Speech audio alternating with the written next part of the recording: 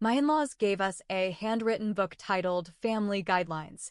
Inside were rules like always consult with the matriarch before big purchases, and Sunday dinner attendance is not optional.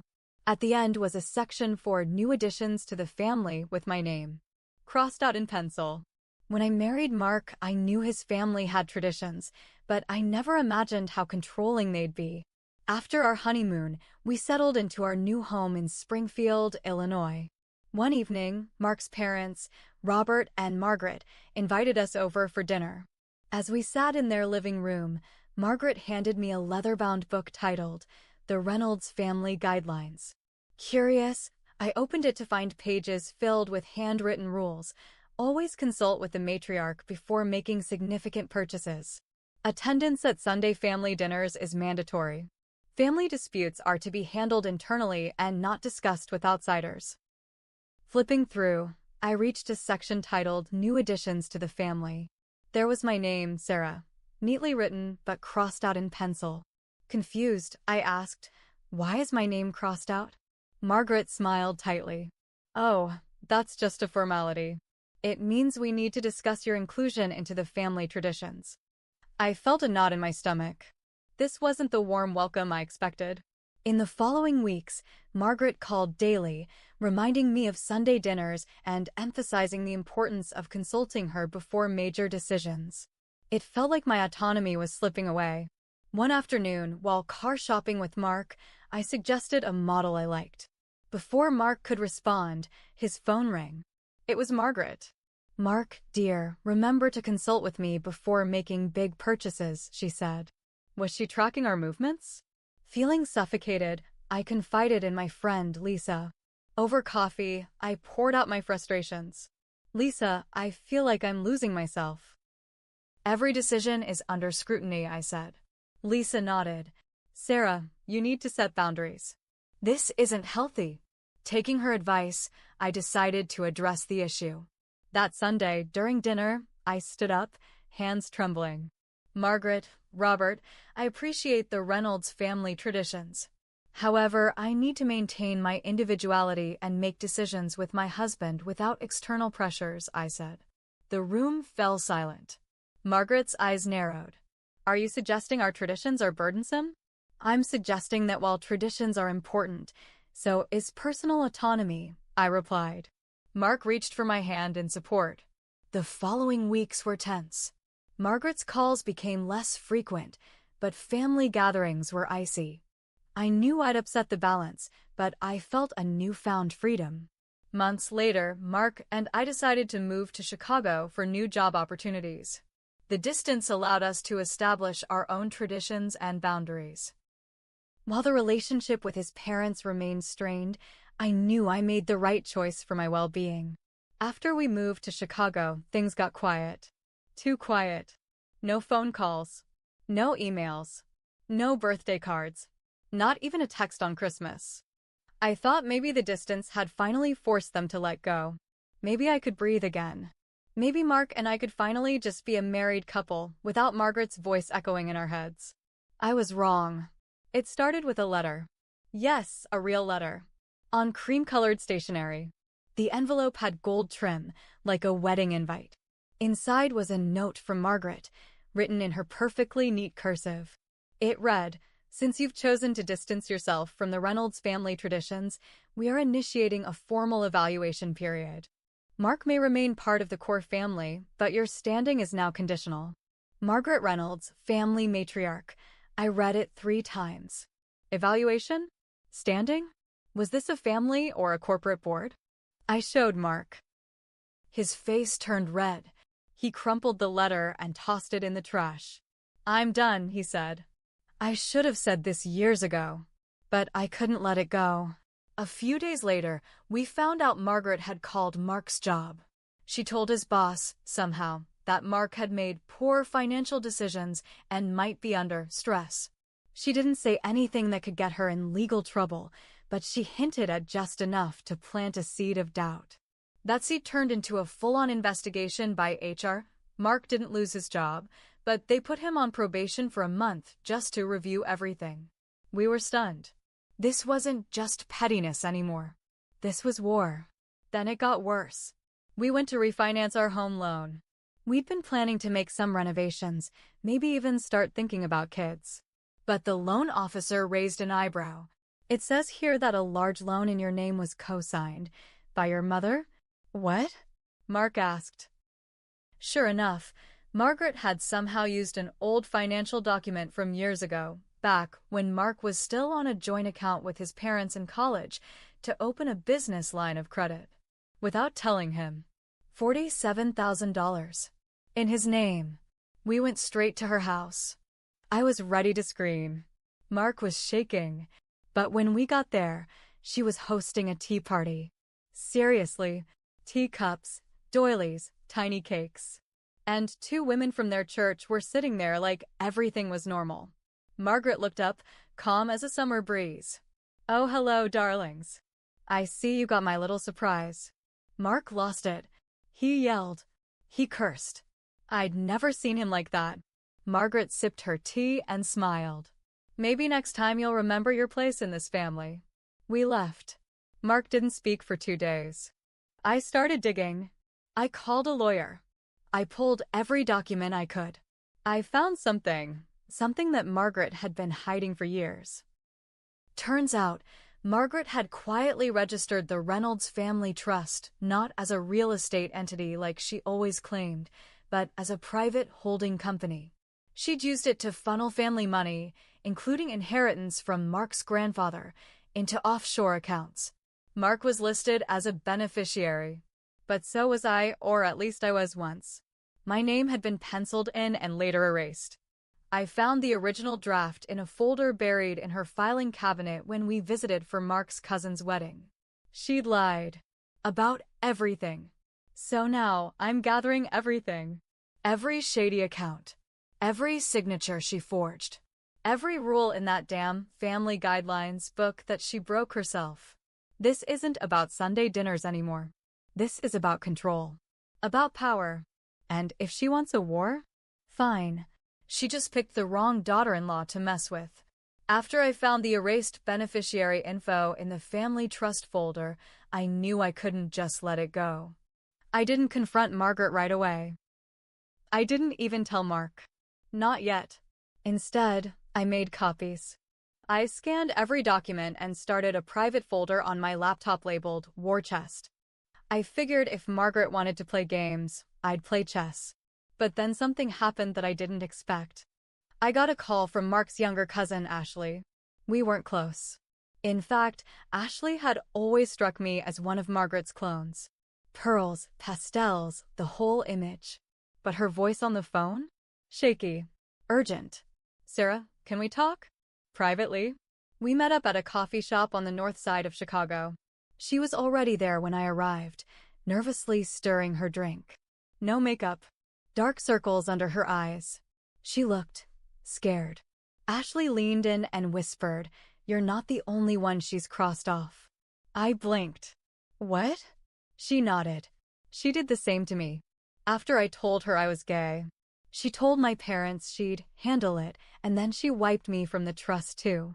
She said I was no longer part of the core family bloodline. I didn't know what to say. Then Ashley pulled out her phone and showed me a picture. It was a page from the same Family Guidelines book, except hers had a list of deviations and liabilities. Under that, my name, hers, and 2 others I didn't recognize. Margaret had a blacklist. Ashley said she only found out because her parents had accidentally forwarded her an old email Margaret sent to the family accountant. She'd been doing her own digging, but had no legal help. I showed her my war chest folder. Her jaw dropped. "We need to take her down," she said. We agreed to pool our evidence and keep it quiet. We created a shared drive. We reached out, discreetly, to the other 2 names on the blacklist. One was a distant cousin who'd been disowned after marrying outside the faith. The other was a guy named Eli who'd gone no contact after Margaret accused him of misusing family resources when he asked for help with student loans. He responded first. Eli had screenshots, emails, a voicemail where Margaret clearly threatened him. Families only thrive when the weak links are removed. You'll thank me later. It was starting to look less like a matriarch running a tight ship and more like a cult leader controlling a dynasty. Still, I hadn't told Mark everything. He was recovering from the job mess, trying to protect his peace. But then Margaret made her next move. We got a letter from a family attorney, Margaret's longtime legal bulldog, stating that we were being formally removed from all family estate matters pending a behavioral review. I almost laughed. A review? Like we were contestants on a game show? That's when I told Mark everything. About the trust. About Ashley. About the blacklist. About the recordings. He was quiet for a long time. Then he asked to see the documents. Every single one. When he was done, he called his uncle, the only relative he still had a solid relationship with, and asked if they could meet. We drove down to St. Louis that weekend. Mark's uncle, Walter, greeted us with open arms. He'd been the family's quiet black sheep for years. Retired early, moved out of state, didn't talk much. But as soon as Mark explained everything, Walter looked like someone had just handed him a key to a vault. I always knew she was hiding something, he muttered. She strong-armed me out of the trust when I refused to sell Grandpa's lake house. Said I was endangering legacy capital. Walter had his own stash of documents. We compared them. The pieces started fitting together like a puzzle. Margaret had been manipulating family finances for years, rewriting who counted as family, pitting relatives against each other, removing those who questioned her, and using the guidelines book as a weapon. And the best part? All the copies of the trust were handwritten. She hadn't updated it digitally. That meant the original document, the real legal one, could blow everything open. But where was it? We had one lead. According to one of the family accountant's old emails, shout out to Eli for hacking that together, Margaret kept the legal version of the trust in a safety deposit box. We had the bank name, but we didn't have access. Yet. So now we're planning a move. Ashley is working on getting a subpoena with a lawyer friend. Walter is quietly talking to other family members to gauge where they stand. Mark and we're preparing to file a lawsuit for fraud, identity theft, and financial manipulation. And I just got word from Eli. He found something big. Something buried in a 2011 tax document. He says it's the nail in the coffin. I haven't seen it yet, but I'm ready, because this story isn't over. And Margaret? She has no idea what's coming. The nail in the coffin Eli found? It was a document buried deep in a tax file labeled Miscellaneous, 2011. A scanned, signed version of the original Reynolds family trust. It wasn't just handwritten. It was legally notarized and included a clause Margaret had forgotten to mention. It read, "No amendments to this document shall be valid unless signed by all named beneficiaries, current and past, with full disclosure of financial changes." Translation: every time Margaret made a change without full signatures, illegal. She'd broken the law dozens of times. Ashley's lawyer confirmed it. Walter's accountant agreed. Even Mark's old professor, a retired probate attorney, looked at it and said, "This is firepower." We filed everything. Civil suit, fraud, identity theft, financial manipulation, misuse of trust funds, coercion. Mark led the charge. Ashley testified. Eli submitted all the digital records. Walter wrote a statement about being pushed out. And me? I dropped the final bomb. I took the family guidelines book, the one she handed me years ago, and showed the court the section with my name. My name, crossed out in pencil. I read the section out loud. New additions to the family are subject to matriarchal approval. Should they deviate from tradition, their place is no longer valid. Then I showed the list of deviations and liabilities. The judge looked at Margaret. "Ma'am, is this your handwriting?" She didn't speak. She just stared ahead, blinking. She'd lawyered up, of course. Expensive suits, polished arguments. But none of it could erase the paper trail she left. In court, under pressure, she cracked. She admitted to preserving the legacy and filtering out unfit members. Her words, on record. She called Eli, A disgrace, Ashley, a bad influence, and me, get this, a virus that infected the family tree. People in the courtroom gasped. Mark stood up and said, "If that's how you see your own family, I don't want any part of it." Final judgment? Margaret lost control of the trust. The court ordered it restructured under a neutral financial trustee. All beneficiaries reinstated. Margaret was fined for fraud and banned from handling any family assets for life. She didn't go to jail. White-collar crime never really gets the punishment it should, but her social life, her reputation, her grip on everyone, shattered.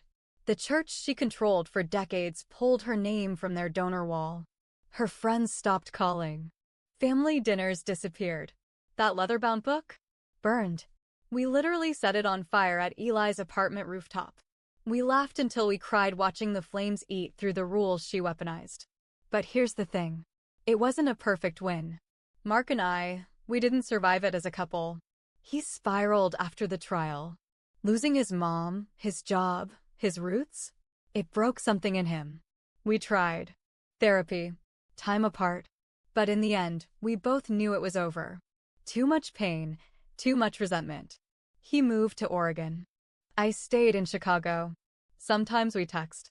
Civil, friendly. But that's all. Ashley rebuilt her life. She's in a real relationship now. Happy, strong. Walter bought back the lake house. Eli launched a podcast about financial abuse in families, wildly popular, surprisingly healing. And me? I changed. I'm not the girl who married into a legacy anymore. I'm the woman who burned one down when it tried to erase her. I made mistakes, mostly staying quiet for too long, letting her win round after round. But in the end, I fought back. Hard. Sometimes revenge isn't a single action. Sometimes it's showing up, surviving, speaking truth, and pulling the whole rotten system into the light. So yeah, Margaret may have called me a virus. But in the end, I was the cure.